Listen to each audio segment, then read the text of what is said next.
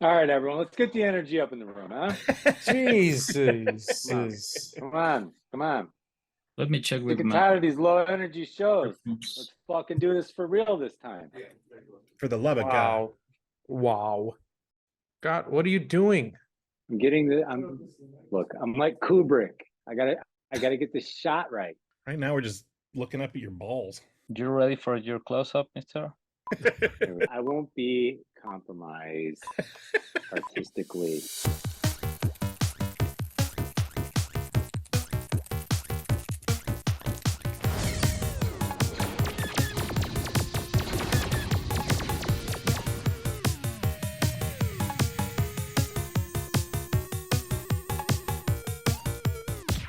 Hey, everybody. Fuck yeah. It's Dove from DKE Toys, and we are here on episode 17 of DKE Toys TV here on YouTube.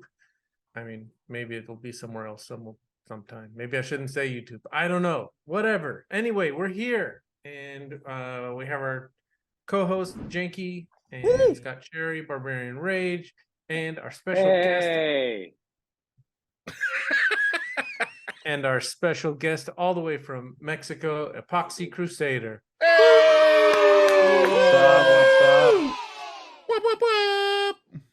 What's up, guys? How's it going, dude? Good, pretty good. And you guys? Good. Living the dream. That was a high cinema intro there. I wish I could live your dream too, as I was saying. First dream will be having a good, nice display for my stuff just behind me, but I just have this. It's hard to get a good display. You know, I got this right here. I've been futzing with this for months. The floor is littered with toys and all this garbage. You should see mine. This is supposed to be my studio, and it's all garbage and toys piled on each other. One of these I wish I could have one of those IKEA shelves that you have, like those. Looks really nice. Yeah, that's what this is. I thought that this would end all of my problems. Yeah, now it's just I get this beautiful display case, but then like actually setting it up and everything, it's causing undue anxiety. And like it looks really nice at the top, and then like it dwindles as it gets to the bottom. All right, can we talk to our guest instead of your personal problems? We'll get to the guest. We'll get to him in about 45 minutes. It's been a few weeks. Scott's got some stuff to get off his chest. It's sharing time. It's okay. I opened the door. One of these days we'll have to do an episode where we turn our cameras to the room so everyone can see the hoarder situation that is actually surrounding us. Definitely. I am contractually not allowed to do that.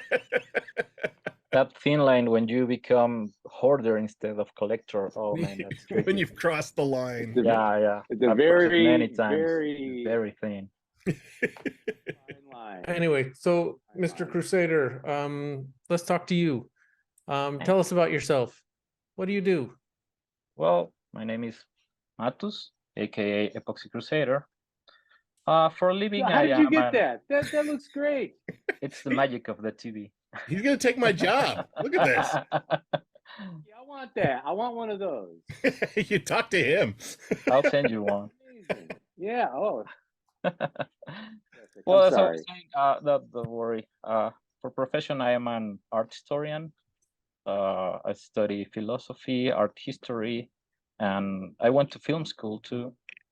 Nice. And for a couple of, maybe for a decade, I went into visual arts, like academic visual arts, you know, like all museum and lecture stuff. And are you teaching now? Currently not. I'm studying right now my PhD, so I'm not doing any lectures or classes. Sometimes, or any now and then, they contract me to do some lectures at universities or museums, but it's not my primary work offline right now. And what's your PhD about? On art history. Yeah. Wow. Does it have anything to do with toys? Not at all, but sometimes it does. We've already got one PhD in toys happening in the community. We don't need two doctors. We don't need two. Sorry. Maybe. I had to ask. Natural question. So how does your study of art and PhD in art and your life revolving around film and visual arts, how do you get into making toys? I've always loved toys since very little. I always collected toys. One of the very first things I remember collecting was those Simpsons figures from Burger King. I think Simpsons Go Camping, I think it was the name. But then I start getting obsessed on figuring how to copy those figures and start making different figures. When I was a child, I wasn't able to. The first things I did was painting some of my foot soldiers from the Ninja Turtles line. Because if you remember, when you play the video game, the foot soldiers have different colors. So as a child, I remember going to the store and buying different colors of spray paint. And each week I paint the foot soldier on a different color to resemble the video game. Wow. How old were you when you were doing this? Perhaps 8 or 10 years old. And then I grew up older. I started into music, had my rock band. And for some reason, the guy who was the lead vocals on my band, he had this idea of having figures of our band. I think by that time, McFarlane was releasing these Kiss and Metallica figures, the Ozzy Osbourne figures. So we became obsessed on having figures based on our looks. And we start making them with clay and pieces of other toys. I start painting more figures, like making different characters that doesn't belong to the cartoon, or stuff like that. Keep bashing little things. And then I buy my first 3D printer because I have this Dark Souls board game, and I became obsessed about making little figures for the board game and different characters and stuff. And it's like a Dungeons and Dragons type of a game. It's based on the video game called it has minis. I always need this like occupational therapies. So when I saw the game, I thought, man, it's amazing. I could paint the figures and make the dioramas and stuff. And then I start 3D printing more stuff for that game. When you say occupational therapies, is that for you, for your sanity? Yeah, pretty much. I always doing a lot of stuff like painting, playing music, playing video games. What happens if you sit still too long? I start to have migraines. Really? Yeah. Do you remember that sketch from MTV, like Kid Migraine? No, but Janky's gonna cut it in right now.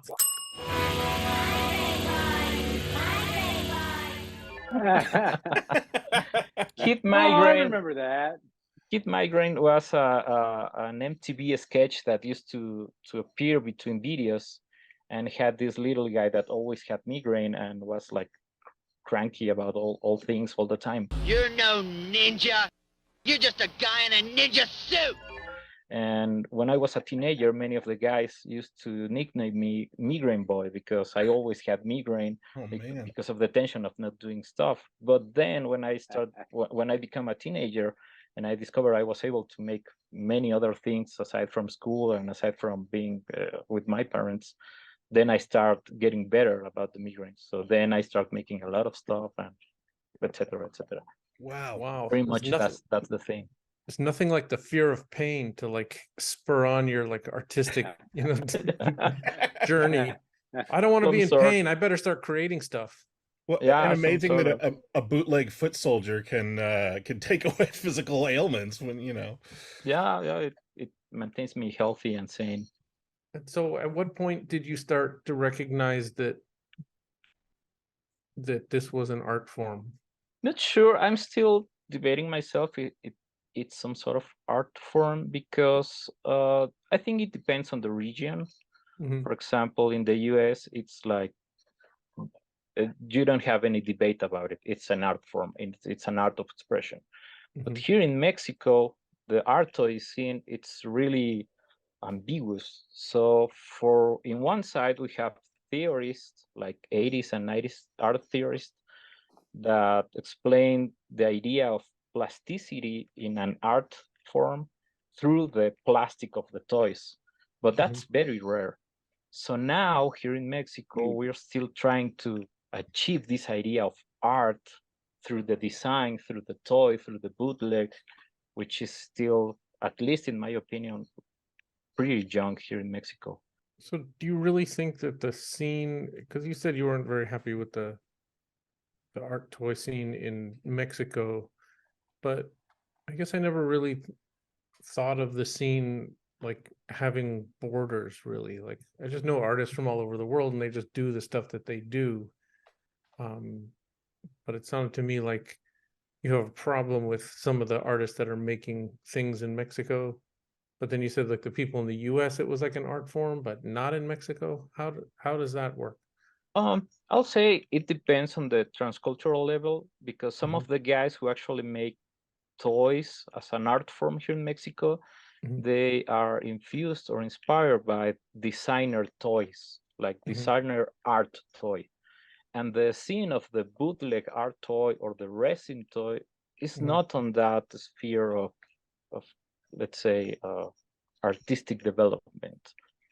I mean, but it's not here either. I mean, you know, when the Sucklord started, he was just like a little niche of like there's like toys, and then there's designer toys, and then there's this little niche that we're in with like the resin action figures, and that's just like this small little slice of this bigger art toy thing, which is also, you know, it's like it went from like, you know, here's like toys is 100%, and then there's art toys like, you know, 2%, and then we're like 1/10 of 2%, you know, like.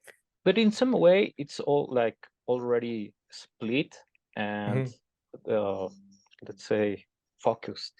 But here in Mexico, all those branches are like not even linked and are struggling on each side to become a whole.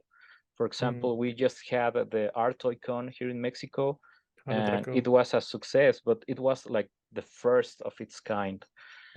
Sometimes the art toy scene here in Mexico. Did you go to it? Yeah, I was in it. How was it? It was really good. Oh, you were really good. Oh, yeah, cool. Yeah, for being the first, it was awesome.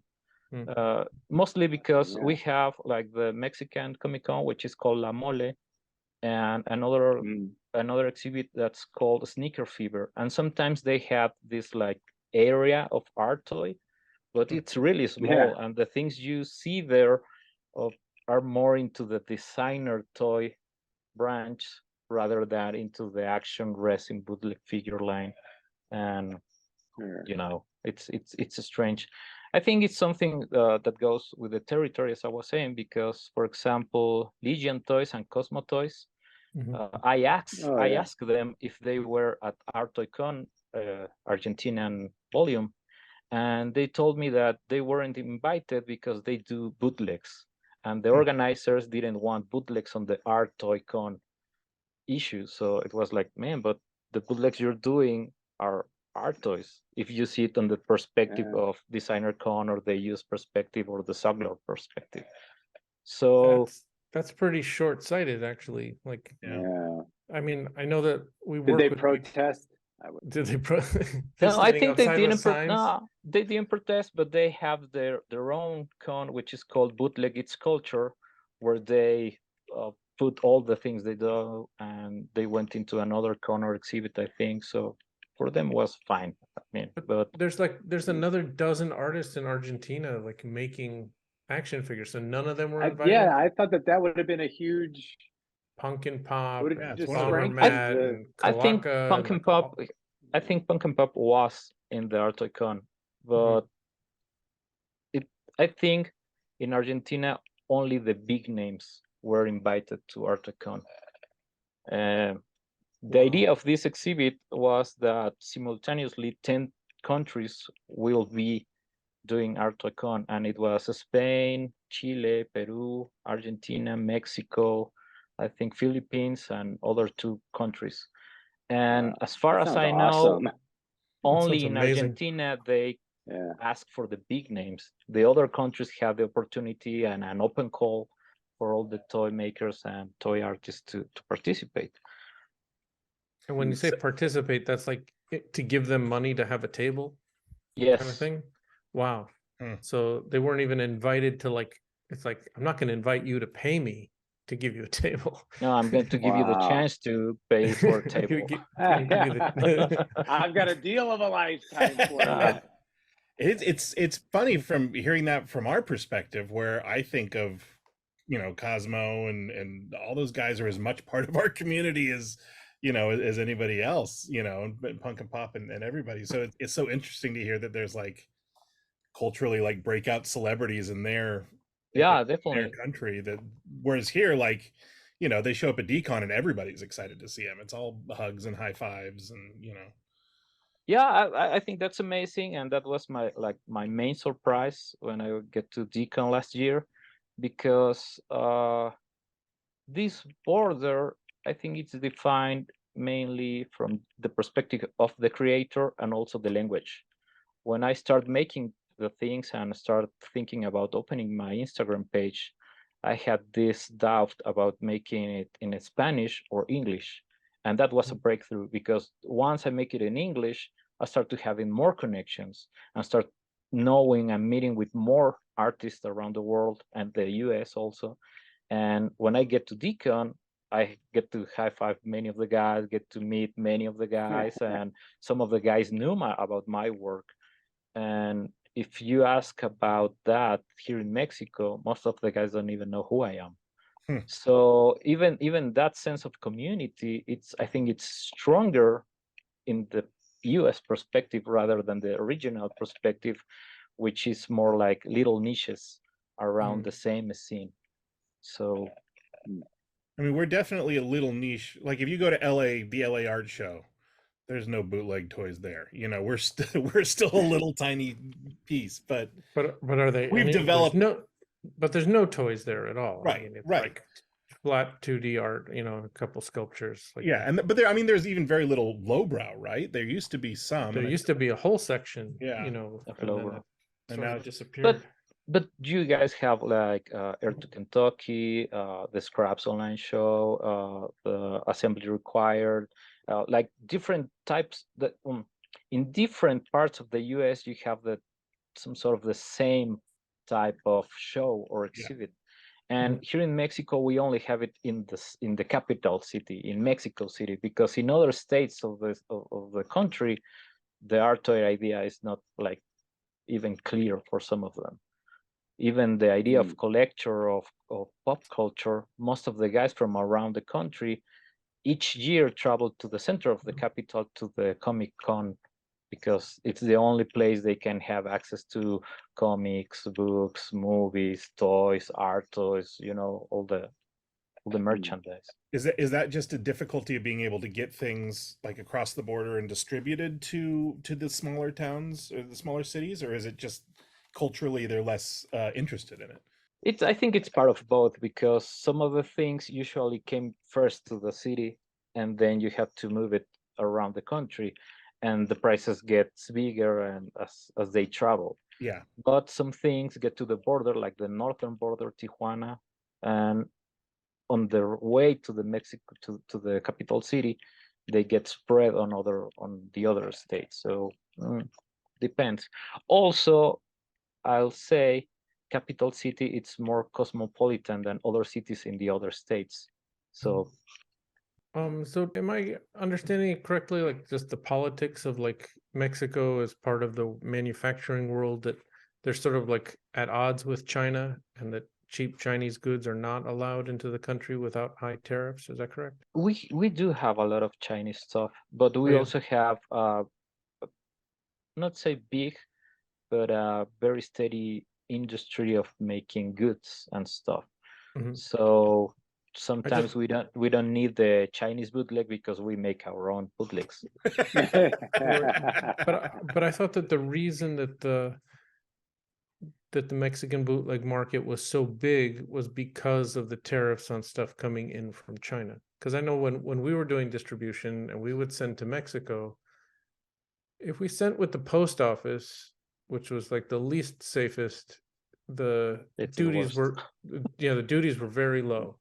But if we shipped if we shipped like DHL or FedEx or UPS, sometimes the duty on the goods was 200% or 300%. It was like really high.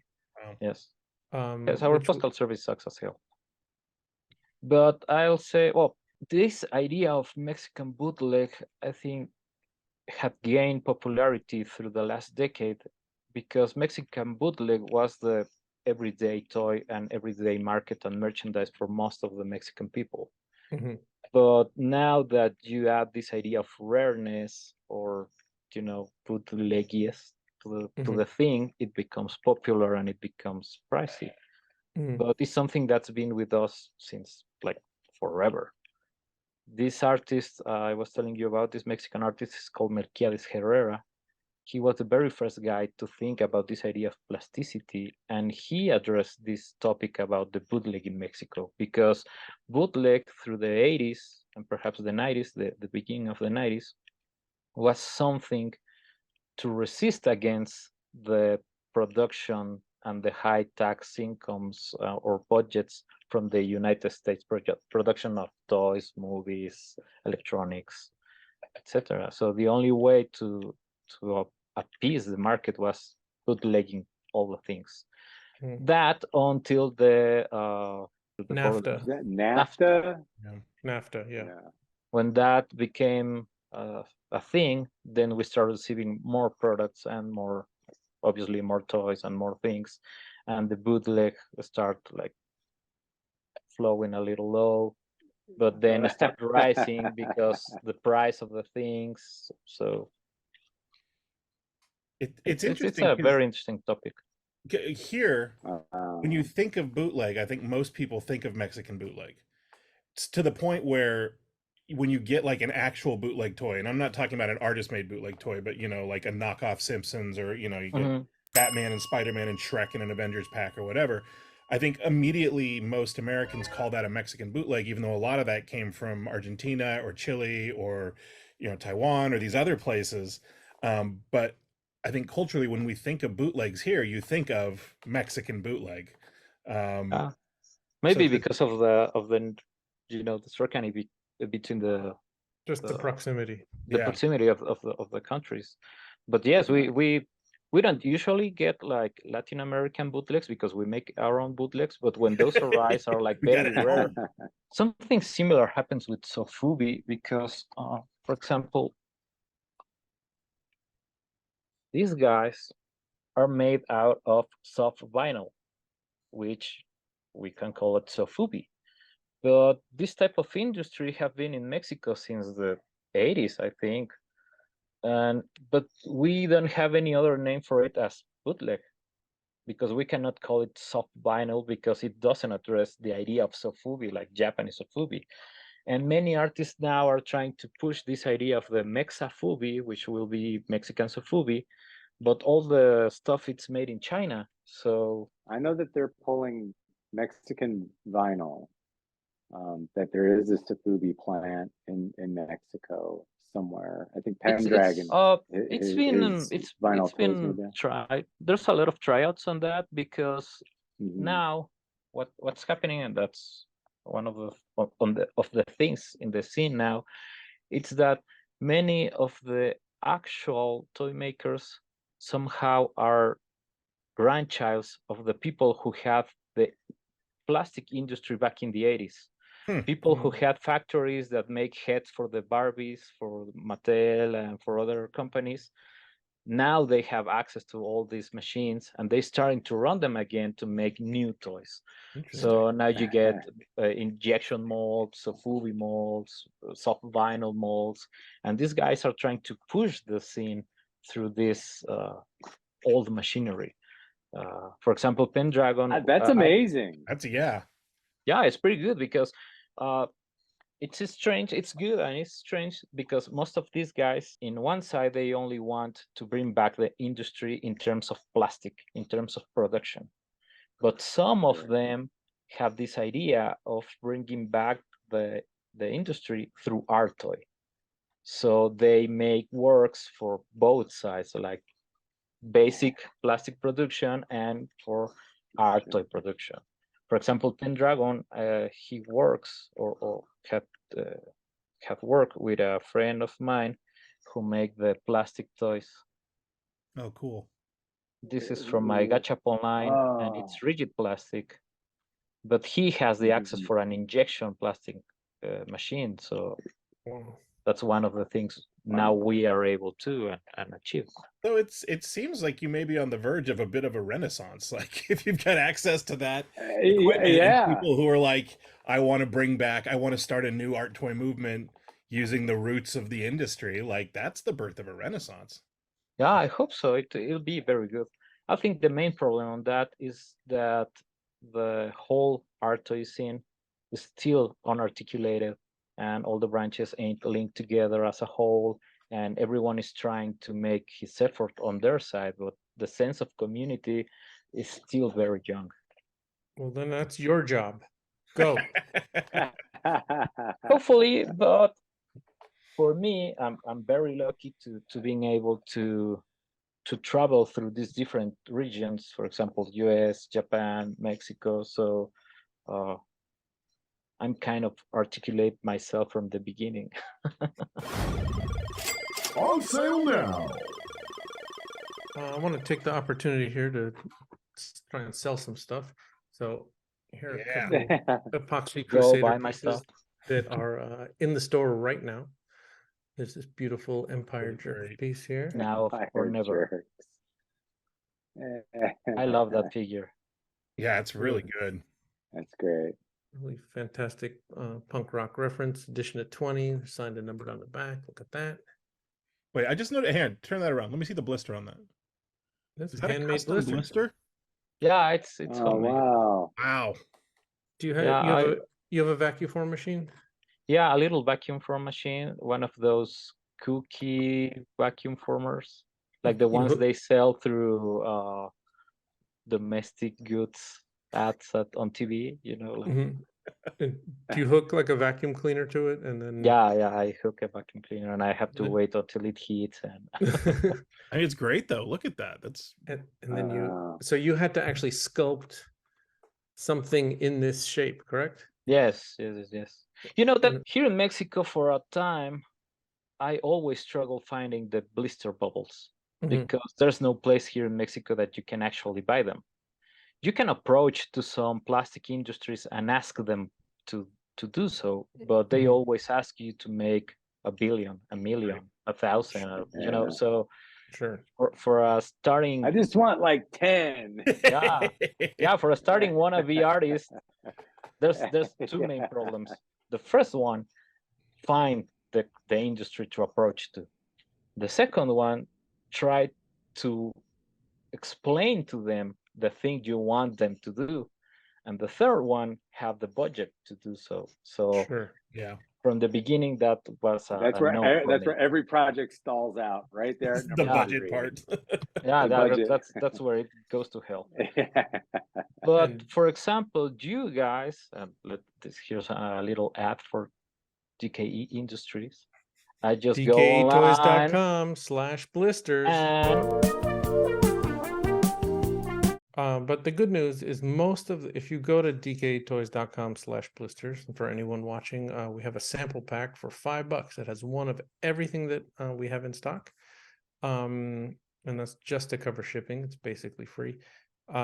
Most of the standard blisters are 50 cents. And the reason that they're 50 cents when most other people are charging $1 and $2 is because sometimes they're 50 cents and the shipping is going to cost you $1. Like you might order 20 blisters, that's $10, so it's $20 to get it to you. So it's still the price per blister is still way under what you would have to pay if you went elsewhere. So we really priced them for artists to be able to ship them around the world without breaking the bank. Dove won't be beat. Crazy Dove. Wow. No, that's amazing, because all these little things, like all the little recipe for making your toy, I think it's also it all adds up. Yeah. You know, I was gonna say I've tried to price out at least a dozen times a set of Shrinky Dinks. And it's like the packaging, like you go, well, the paper isn't that expensive. It's printing that full color box. That's the It's the money. box, and it kills me every single time. I can't get the price down on it. I've been wanting to make Shrinky Dinks for like a decade, and I can't get the number. Like as soon as it gets over like $15, I'm like, no one's gonna pay Right. I mean, the only thing you can $30. do is get like a white clamshell box and then print your own sticker and put it on top. I know what you want, but in order to do Yeah. that, you have to do a No, I full. priced that out too. It just I can't ever get it to make sense. Yeah. Yeah, I mean, So no my usually, Shrinky friend- Dinks, everyone. I know how much everyone's waiting for Barbarian Rage Shrinky Dinks, but it's not gonna happen. I'll cross my Sad. fingers for that. here's another Epoxy Crusader special that is in stock right now. Go buy my stuff. It's now or never. The fish bones, It's, Brat versus the Earth humans. Was that for the Oh, video they're game gone. show, Decon? Yeah. yeah. Mm. Great. I remember how hard that video game was. Yeah. Oh, it was And insane. what a triumph insane. it was. I ended up beating that game, and it's like on my top 5 achievements of my entire life. Wow. Yeah. I think I beat him when I was 30. All right, I got one last one here. The Masterpieces of the Universe, the Grayskull torso. Oh, I love that figure. Yeah. That's amazing. I love it, but I think it's the most artsy figure I've done so far, because the reference, even though it's Master of the Universe, it's a sculpture that's in the Vatican, so not many of the guys. Right. You out-referenced most of your audience. Is that what you're saying? He's aiming for the other art history PhD candidate. Yes, that was weird, but then I changed it to more like pop cultural reference and stuff. Now it's time for What You Dub By. Hey dude, what'd you get? I'm gonna run through a couple things that I got since the last show. And we're a little delayed because unfortunately Janky got COVID, but he is back with us and healthy now. Woohoo! Yep. Thanks, Taylor Nice. Swift. Thanks what? Taylor Swift. Oh man. Chris is The Eras backstage Tour is the making gift out that with keeps on Taylor. giving. Why That you was need worth it. to thank Taylor Swift? You know, that's strange because tonight it's the first Taylor Swift concert here in Mexico. Oh, So I've been hearing about her the whole day through the radio, and now Janky mentioned it. I went to one of the Taylor Swift concerts in LA and had COVID 4 days later. So Oh, I'm man. pretty sure being in a stadium with 84,000 people is where we got it. But Oh, the show was Wow. awesome. maybe you had it through the friendship bracelet. Yeah. I got the magical Moderna friendship bracelet. Oh, wow. Yeah. So I went to the Printed Matter, which is a store in New York that is a publisher and carries like zines and art books and stuff like that. They have a show out here at the Museum of Contemporary Art that is all art books and zines. And Secret Headquarters was there, which is a local comic shop, and they published this thing called Ninja Master. What is Wow. that? Whoa. And when I saw this, Nice. I saw God. Wow. So What it's is it's the Ninja Magazine art of Bern Lowry. And if you remember Ninja Magazine, Oh, nice. so inside are just like the ninja ads. God.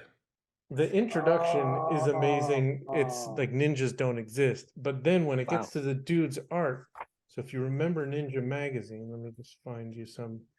I'm So, unfamiliar with Ninja Magazine. well, this was late 80s, early 90s. Yeah. I've seen it I would- only through other pages in other magazines. Never seen one of. Man. And the crazy thing is they had these originals there also, the original paintings. Wow. Oh.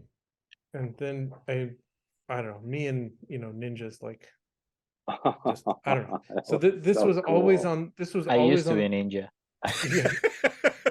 yeah, in my former life. Ninja. Oh, really? Um, Really? Yeah. For a time, yeah.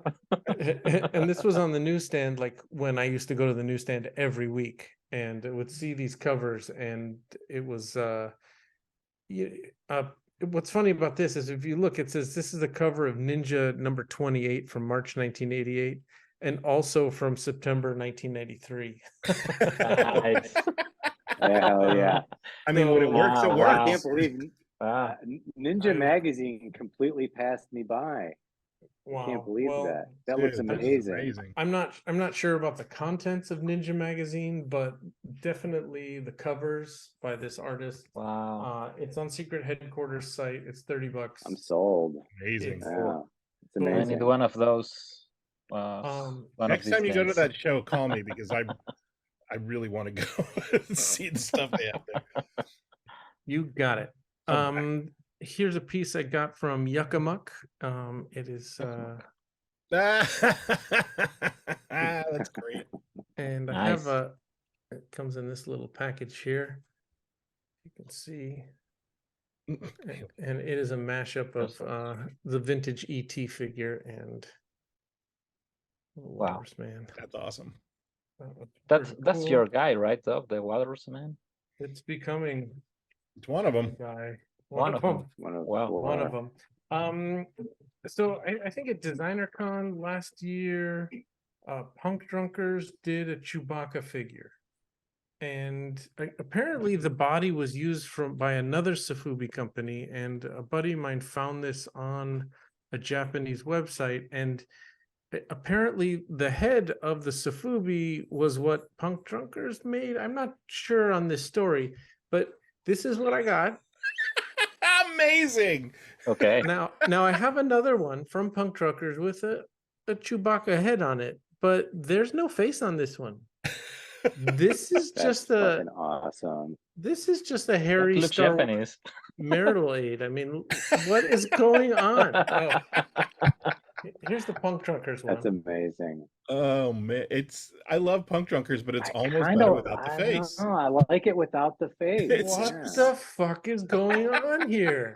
I think I seen an ad of those in this Japanese porn magazine. Yeah. Oh my gosh. It's like Wow. dun, Okay. dun, That's furry dun, enough. dun. Wow. Wow. Another thing real quick is Space Mars did another large figure Oh, here, whoa. and the first C3PO was red. It's called CPP2. Me too. And I sent him a DM on Instagram. I was like, is there gonna be a gold one? Because these guys are expensive, and for the Darth Vader one, they made like, an Optimus Prime colorway. They made all these crazy colorways, but This is the second colorway. Okay. Wow. look at that. What's this made of? It's plastic? This is vinyl, Oh, soft wow. vinyl. And then this head comes off. It was really hard to get the head on. Like, there is I don't know. I'm gonna ruin it if I do it, but just incredible. Wow. It comes Vinyl. comes with an axe. Star Wars accurate. I don't know why he needs an axe, but It looks more like the Joan Rivers robot from Spaceballs. Kind of, right? yeah. Whatever her name was in Spaceballs. Dot, I forget. Dot Matrix. Dot Matrix. There it is. All right, I got one more thing here. From 1980, who's made several wood figures for us. Amazing. Oh. Plywood Warriors. With him, worked with him Oh, on a nice. couple Look at that. projects. Look at this guy. Dude, that's huge. Wow. I saw that on the Insane. internet. Wow. Holy cow. only made I didn't know it was 5 that of them. big. And so here's Holy this shit. laser. That's engraved etched- or it's painted? This is laser etched, yeah. It's Wow. laser engraved Yeah, on Nice. like a sheet On of acrylic. lucite. yeah. And then I can unscrew this and take it off, but I don't want to. But how tall is this? That's Amazing. Was it fucking 15 inches? amazing. Something like that. So But it's like solid or it's made out of layers? it's made out of layers. Wow. And what he told me that he yeah. did, yeah, so if you can see in there, can you see the layers? Wow, amazing. So it's almost like plywood, like the layers glued together. And so I asked him about his painting because I thought painting this would be a huge just pain in the ass. He actually, before he laser cuts the wood, he paints the wood and then laser cuts it. Oh wow. And that's what gives him that sort of like burnt edge all around, which wouldn't be there if he painted it, you know, after he assembled it. So, and I think the head is the only piece there that is sort of like round. Everything is sort of, you know, flat layered Angle and square. in Okay. relief. Wow, that thing is Oh man, bananas. that's amazing. So cool. Just another home run. Wow, that's awesome. Wow. Boxes. It's such a cool display with that with the lucite Yeah. Yeah, it sheet looks over it amazing. too. Did a great job. I'm not sure if we have any of his work on the site right now. You can check. It's 1980 Who. If you go to his site, I know he's got a few pieces, but his work is fantastic. Amazing, amazing. I do remember his first few figures with you had sold out almost immediately. Yeah, that first birch vet was gone in minutes, I feel like. Right. Yeah. He did a R2 and a C3PO on his own before us, and the card back, like he made a card back out of wood, right? That looked sort of like a Power of the Force, and then he photographed that and then printed the card. And when he was going to make figures for us, I was like, you need to laser cut the card like that. You got the machine, do that, like make it all. And he really, he took our blister and then he laser cut a piece of acrylic that held the blister in place. So you could sandwiched over the flange. So you could, and there were screws on the back, so you could unscrew them and then take the figure out. It's just next level. That's amazing. Wow. Design, Wow. Really cool. magicalness. Anyway, Mhm. that's all I got this week. Wow, That's all. That's it. Just those 4 pieces of wonder. Man, that's amazing. One of the things I envy most about being in the US is being able to see those things like firsthand or like physically, because I always get to see them through the internet, magazines, blogs, and well, I don't have the budget to buy me one of those, but seeing them will be really cool though. I think that's true for most people. I mean, he only made 5 of these, so you know, if I think most people, regardless of where they are in the world, are seeing them online. But that's why one day we need to have a museum show, and everyone can like come see all this stuff in a museum. We're working on it. You guys are invited to come over and look at all this crap on the floor. Man, I'm going to take your word for sure. Wow. Anything else we got to cover, Janky? We got a couple comments to read. Oh yeah. Yeah, we got a real good response to Baba Booey, Howard Stern's penis. That was it. Okay, now we're done. That was all we needed. We got a lot of great response to Nathan Hamill's episode. Nice. So Ross Blair, our buddy Ross Blair, said, "Y'all got me watching Yellow Jackets now. Unclear yet if this is a positive thing. The show is whack," which he's not wrong. I love it. I think it's awesome. Gregory said, I don't want to say his last name, it'll be up on screen because I'm going to screw that up, but he said, "What's this about True Romance action figures? Big fan of Nathan's work, Strife and Sire and Lava Bear in particular. It's very cool that you had him on."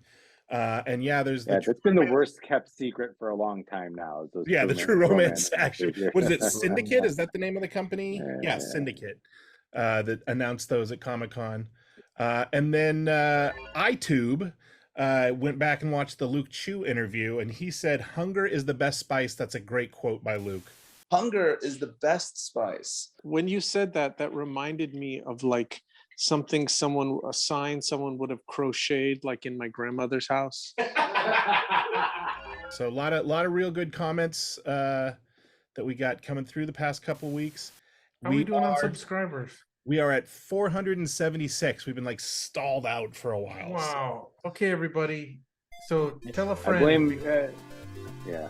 As soon as we get to 500, we are going to give away this set of 5 Ron English gold figures numbered out of 20. Yeah. A $500 value for Wow. free. If you're in the US, we'll ship it to you for free. If you're overseas or out of the country, you have to pay for shipping. But still, it's a free $500 set. And all we have to do... I'll sweeten the pot. I'll sweeten the pot. Okay. Oh, yeah? I'm going to add 1 pack of barbarian rage Nice. trading cards. $5 value. So there you have it, $505. $5. So hopefully by the next show, the next guest is going to be Dan Polidorus, Death by Toys, who's going to join us in a couple weeks. And I think hopefully by then we'll be at 500 and we can do this drawing. We have to find a random number generator. And then Janky's got to go through the list and just count. It's 237. He's got to go 1, 2, 3, 4, Nice. 5, and we'll announce it live here on the show while we're watching Janky count. It's going to be riveting, thrilling television. And if it's someone that we don't like that wins, Janky's going to edit that out, and we're just going to Continue to count. Don't give away our secrets. This is the only way I'm going to get that Ron English set. Wow. Fantastic. Nice. I heard this old radio DJ one time.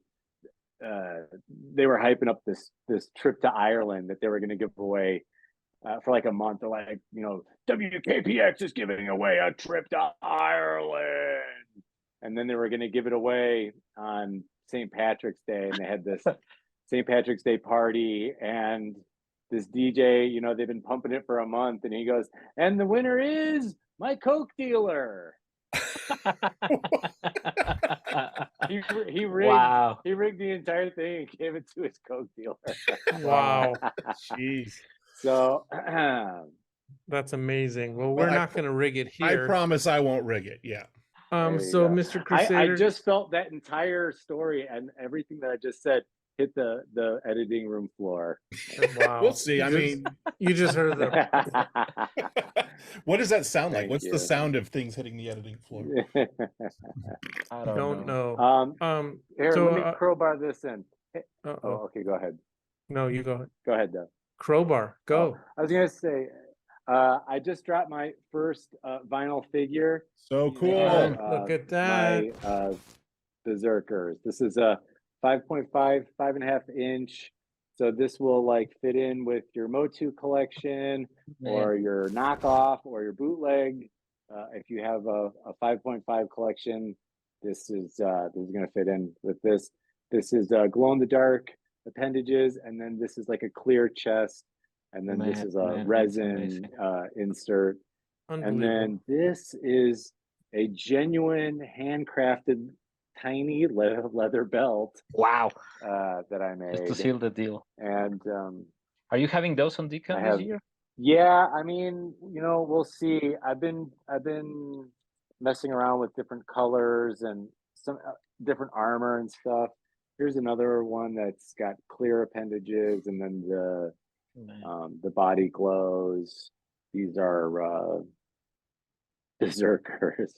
I need one of those. And I have a bunch of different colors that they come in. Anyway, this is my first vinyl release. I'm very excited about it. Congratulations, dude. Congrats. Are those made in the US? It's like American vinyl? This is not made in America. This is a secret factory. Wow. That I found. Secret factory. That's right. That's right. It's you know what that means? Told me about it. When he says secret factory, it means don't ask him. He's not going to tell you. It means he doesn't want to be banned from the secret factory. What else we got? Mr. Crusader, if you could tell everybody where they can find you. I'm only on Instagram at epoxy /Crusader. It's the only place I'm in. I don't have any other every website. guest was like you. I don't have to create graphics. I just sit back and let you do the work here. Unbelievable. That looks so cool too. Thank you. And what else we got? The interview is just posted is Jonathan Stevens from Time Bandits. So Full of check that one conspiracy out. theories. It's Nice. Yeah. very interesting. Make sure if you order something online on the DKEtoys.com store, if you mention DKE Toys TV in the note section, we will give you a Invisible free Sucklord. Invisible Sucklord. What else? Follow us on IG at DKE Toys. If you're happy with us, leave us a Google review at DKE Toys on Google. If you're unhappy with us, go to hell. And if you want to Okay. if you want to make a comment, have something to say on the show, you can contact Janky DKE Toys TV at gmail.com. You can always contact me, DKE You have Toys something at to say it to our gmail.com. face. Yeah, there you go. So send all the hate mail to Janky, and if you have anything nice to say, you can send it to me. All right, well, thank you guys. Really appreciate it. Yeah, it's Thank awesome. you for having me. It's been an Thanks, awesome dude. time. Love talking to you guys. It's awesome. Really Hopefully we'll appreciate see it. Always a Decon. pleasure. See you Decon. Yeah, for hopefully we'll later. see you this year. Sounds great. Take care, guys. Have a good night. See you. Goodbye. Stay fresh, cheese bag.